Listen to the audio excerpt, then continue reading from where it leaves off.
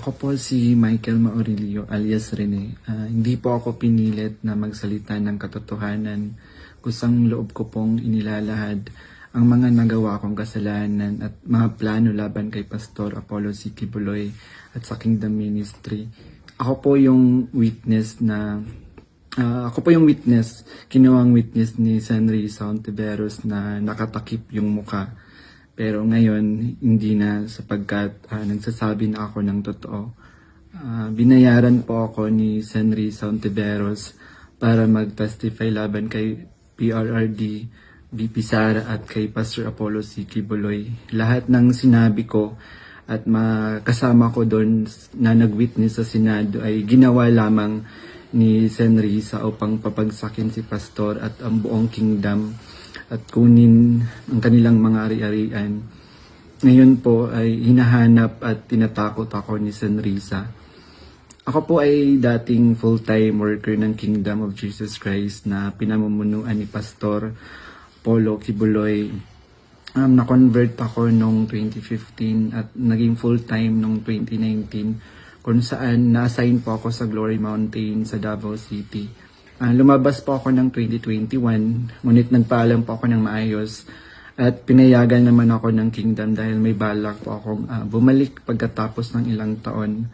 Noong January 2024, nag-vlog po ako kasama ang isang ex-full-time na si Lawrence Capuno dahil nagsimula na noon yung unang pagdinig na sa Senado sa pangunguna ni Senry Sauntiveros tungkol sa mga aligasyon ng sexual abuse at human trafficking na isinampalaban kay Pastor Apollo Kibuloy.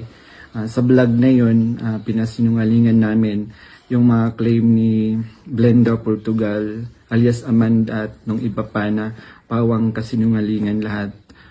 Noong February 2024, kinontak ako ng isang ex-full-time na si Shishir Bandari at inalok na maging witness sa Senate investigation ni Senador Risa kapalit ng financial assistance. Pumayag ako dahil sa panahon din yun, nangangailangan din ako ng pera. Binigyan ako ni Shishir ng email ng opisina ni Sen Risa upang magpadala ng formal na email kahit anong aking sabihin daw. Sabi niya kapag nakipag-usap ako sa kanila, sabihin ko lamang na taga-kingdom ako at lumabas na sa ministry at idagdag ko daw na sinasaktan ako ni Pastor. So sa aking email, sinabi ko doon na galing ako sa kingdom at lumabas noong 2021. Ilang araw pagkatapos noon, kinontak ako ng isang staff ni Sen Risa na si Fiona upang makipag-meet sa akin through video call.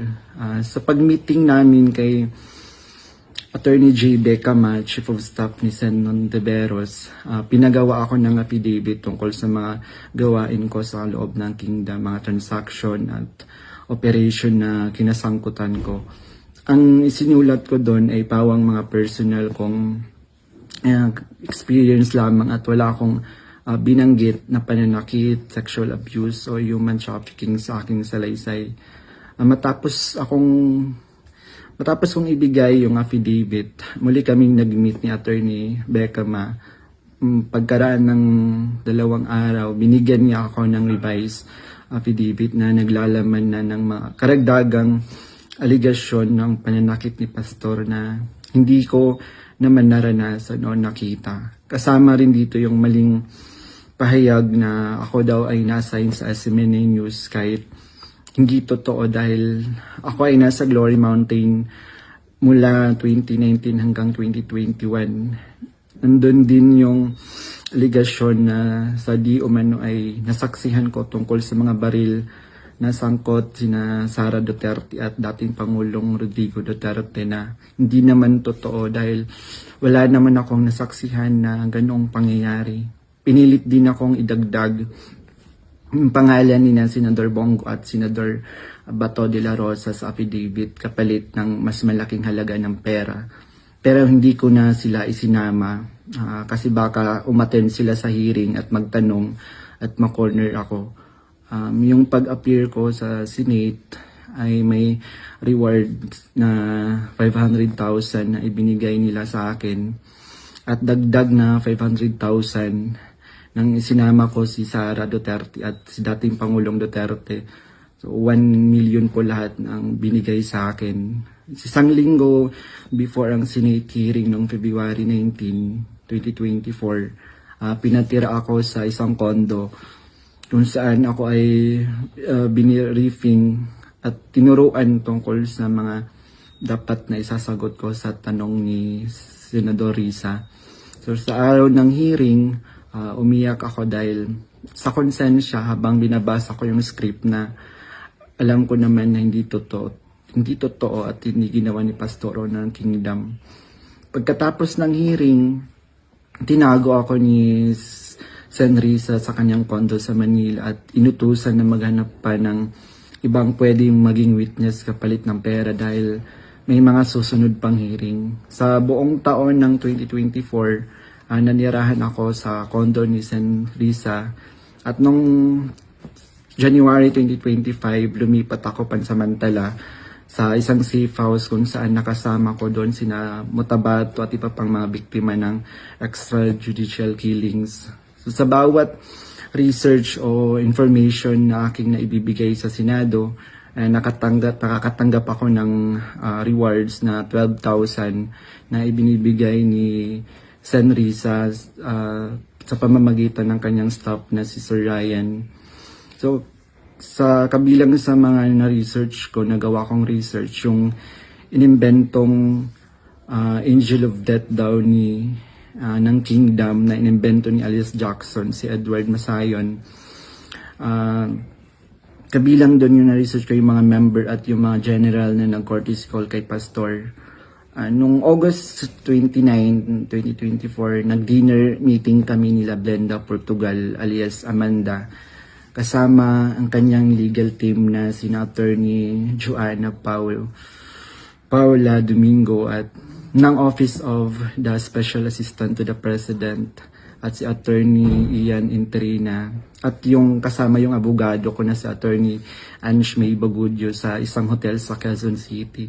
Pinagplano nila kung paano idiin ang kaso ni Pastor at ininganyo akong mag-file ng kaso.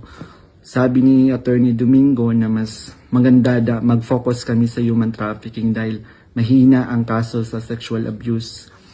Sabi pa ni Attorney Domingo na matalik siya na kaibigan ni Attorney Pearl Angelica Canada na dating abogado ng Kingdom at dating namuno sa Jose Maria College.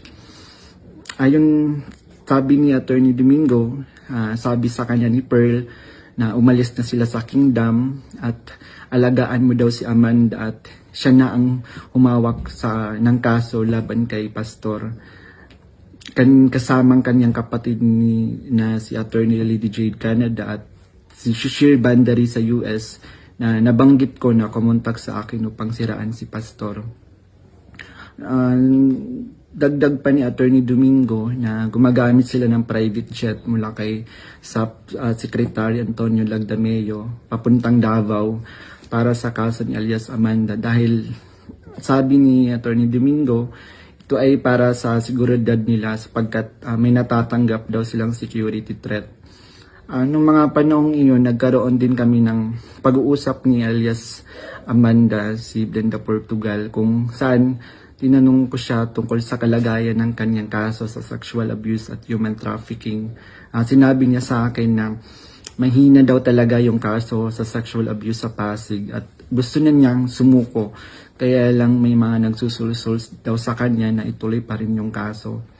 Nakiusap niya lang siya sa akin na tulungan ko siyang maging witness sa kanyang kaso sa human trafficking. At nanghingi pa siya ng ebidensya kung meron daw akong naipon or naitago ng mga patunay sa sexual abuse. Ipiniliwanag ko sa kanya na wala akong ebidensya dahil hindi ako kasama sa mga pangyayaring iyon dahil nagsimula lamang ako bilang full-time noong 2019 at hindi rin ako biktima ni Pastor kaya wala akong maibibigay na ebidensya. Sinabi ni alias Amanda na mag-focus na lang ako sa human trafficking at maghanap ng mga ebidensya kung meron pa akong naitatagong impormasyon. Sinabi ko sa kanya na maghahanap ako ngunit wala talaga akong ebidensya dahil hindi naman talaga totoo ang mga aligasyon. Sabi ni Attorney Domingo na hinahanapan daw nila ng butas upang makasuhan at madisbar si Attorney Israelito Torion upang mawala na daw ito dahil sabi niya magaling daw ito. So sa panahon ng KOG Sage sa Davao City noong August 24 hanggang September 8, 2024, everyday kami nagmi-meeting kasama yung mga staff ni Senrisa, yung PNP, CIDG, nandun yung US Embassy, yung NBI, ang Department of Justice at yung mga tumiwalag sa kingdom mula sa Amerika na sina Ann Lagerder at Arlene Stone. Pinag-uusapan ang plano kung paano ma-extradite o ma-extraordinary rendition si Pastor sa US at paano pabagsakin ng kingdom. Ang pangunahing pinag-uusapan mga meeting ay ang plano sakaling mahuli si Pastor ay ang plano ay agad siyang extradite sa US at bawiin ang kaso na isinampa ni alias Amanda upang mapabilis ang extradition ni Pastor kapag siya ay nahuli. Subalit hindi ito natuloy dahil sa pag-aalala sa US na maaaring manalo si Donald Trump sa panahong iyon na nagdulot ng paghina ng kanilang connection sa gobyerno ng US. So dahil dito, nang mahuli si Pastor, wala na silang pagkakataon na ma-extradite siya. Kaya naman nagutos si Senrisa Ontiveros sa amin na labanan ang kaso dito sa Pilipinas laban kay Pastor at sa lahat ng mga administrator ng kingdom upang tuluyang pabagsakin ang kingdom. So, tinatanong kami ng paulit-ulit kung may alam kami tungkol sa isang bunker daw nung panahon ng KOG Sage dahil kapag nahanap daw nila si Pastor, babahan ng pera at may bahagi kami doon. Ang bunker ang pangunahing hinahanap kaya't pinuntahan nila ang lahat ng mga posibleng lugar. Ngunit sa katotohanan, wala talagang bunker sa kingdom, lalo na sa central headquarters. Ang mga updates tungkol sa mga ito ay galing sa kasalukuyang PNP Chief General Nicolas Torre na siyang nangunguna sa bawat meeting namin at nagtatanong tungkol sa lokasyon ng bunker. Kasama ko rin sa mga meeting na yon sina Edward Masayon alias Jackson na pumasok sa Kingdom Compound na nagkunwaring pulis dahil siya daw ang nakakaalam kung saan ang bunker. Kasagsagan ng Sage, nag-message sa akin si Fiona, staff ni Risa, na sa pamamagitan ng WhatsApp na sinabi niya na dapat ko daw tanggalin sa kaso ko si June Andrade dahil isa daw siya sa amin na nagbibigay siya ng mahalagang impormasyon. So ipinaalam ko sa kanya na ipapasa ko muna ito sa aking abogado.